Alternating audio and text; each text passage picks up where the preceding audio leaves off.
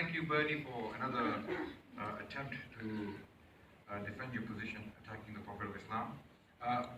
I again stated, I stated earlier, and I state again, that you cannot trust misinformation, inauthentic information from sources who have clear bias against a noble man who created one of the greatest civilizations in human history.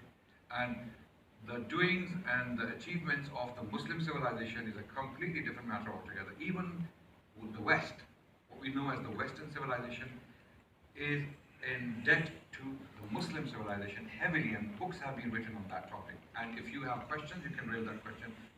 Red herrings. Thank you for that. When you put them together, they look a lot, don't they? Right? But every single point I made about the Old Testament was directly linked to your attacks against the Prophet of Islam. Everything you criticize the Prophet for, it is in your scripture, and your scripture is good for learning, preaching, and morality. If that's the case, on what basis, when you believe that, and I'm sure you believe that, and you cannot deny that, if that's the case, then on what basis do you attack the Prophet of Islam for doing far less severe things than what you find in the Old Testament? He was a ruler. He had to implement the law. He had to do things. Jesus, when he was walking around the temple, he was turning the tables over. He was cursing people. He was doing all these things. In fact, in the Gospel of Luke, we see a parable where Jesus said, bring my enemies hither and slay them in front of me, because they would rather not believe me. And the Christians would come back and say, no, that's a parable. But why is Jesus telling that parable is the question. What is the purpose of that parable? Jesus is the king. He's referring to himself.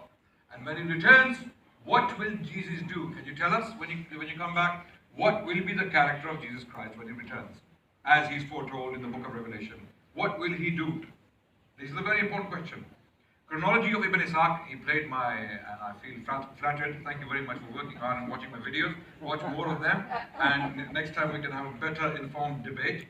Ibn Ishaq, I only used him for a chronology. I have stated a number of times in a public lecture that Ibn Ishaq is not an authentic source on the life of the Prophet. Rather, it gives us a chronology, and that's the value of Ibn Ishaq. The biography of the Prophet can be found in those 34,000 reports which Bernie failed to bring up when he made all these lavish and hostile claims. Bernie mentioned, the reason why I use the word dangerous is because Bernie used some heavily politically loaded terms.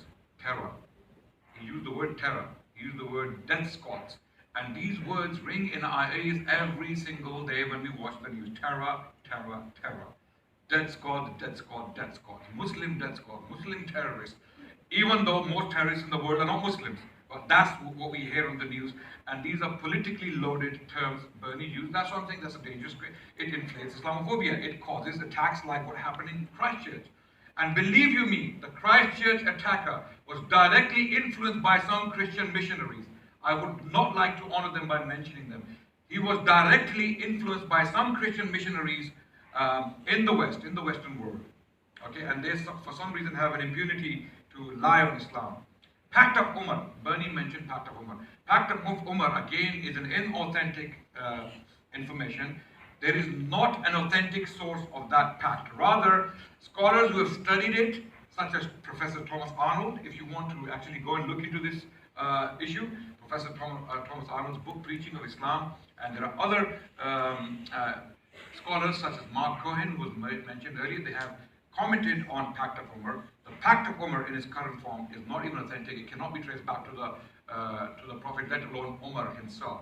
What we do have, however, authentically narrated, which Bernie failed to notice in the book of Tabari, which he keeps referring to, is the Pact of Umar in the book of Tabari, which is authentic, and it is the Treaty of Jerusalem between the Christians of Jerusalem and Muslims. And ladies and gentlemen, do me a favor. When you go home, please check on these things. The Treaty of Jerusalem between Umar and Patriarch Sophronius, the Patriarch of the city of Jerusalem. Read that treaty and tell me if it sounds anything like what Bernie read. There's a treaty between the Prophet of Islam and the Christians of Najran. Christians came to Medina. They had a discussion with the Prophet. They refused to believe in him. What did the Prophet do? Disappear? Take them into dungeons? Torture them? No. Go back to your lands. You may worship your God as you like, live in your churches, and you will not be attacked or you will not be coerced in religious matters. The Treaty of Najran that can be found in the history of Imam Baladuri, Futuhul Buldan, the conquest of nations, and you can find the treaty, the exact text of treaty there. And there's a lot more. Islamic Spain and Maimonides, and what he quoted from Maimonides was actually another misrepresentation. Maimonides escaped to Egypt. He's definitely right. Bernie's right. And I expect better from a PhD doctor.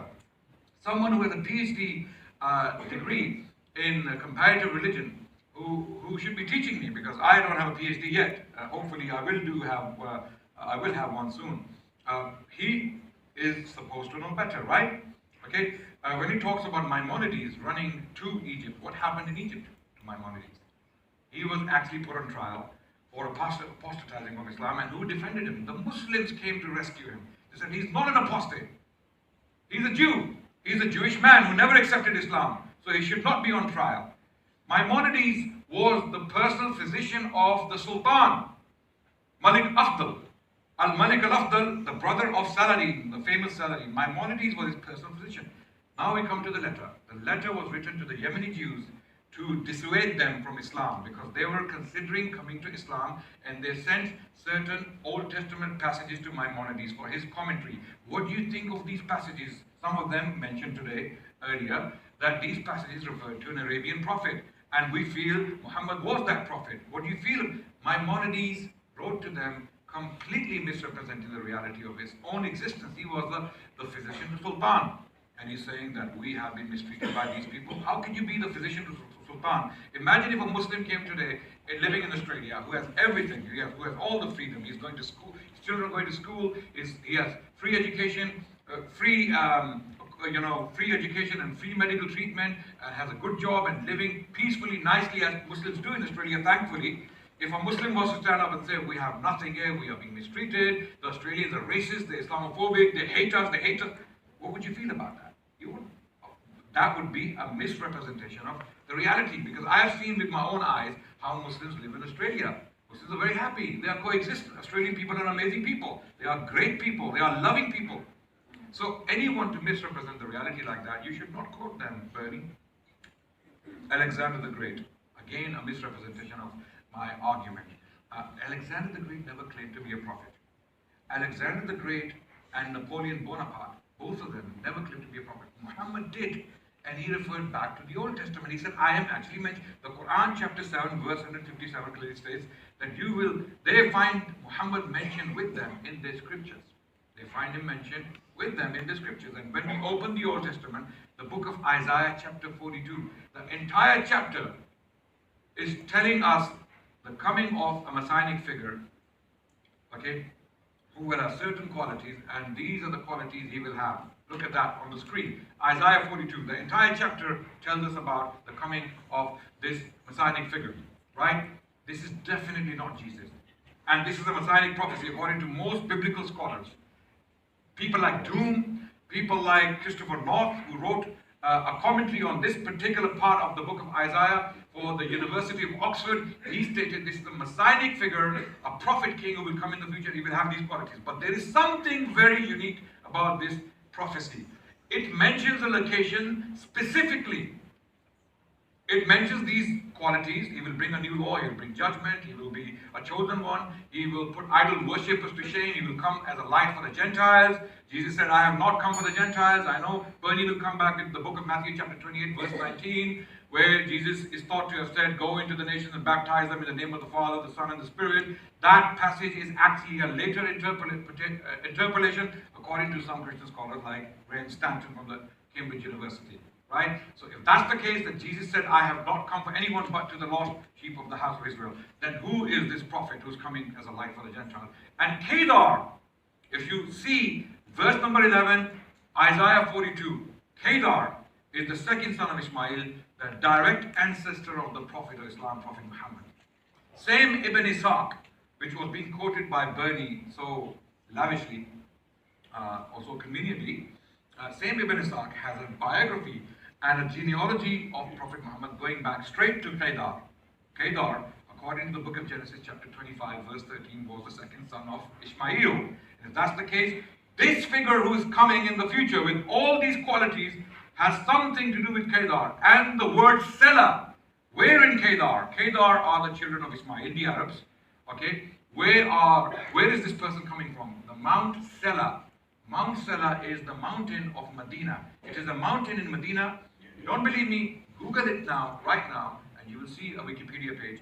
Selah is the mountain in Medina. So if these are the specific prophecies we have about the Prophet of Islam, an Arabian prophet, why do the Christians do to Muhammad what the Jews did to Jesus Christ? Why do you reject him?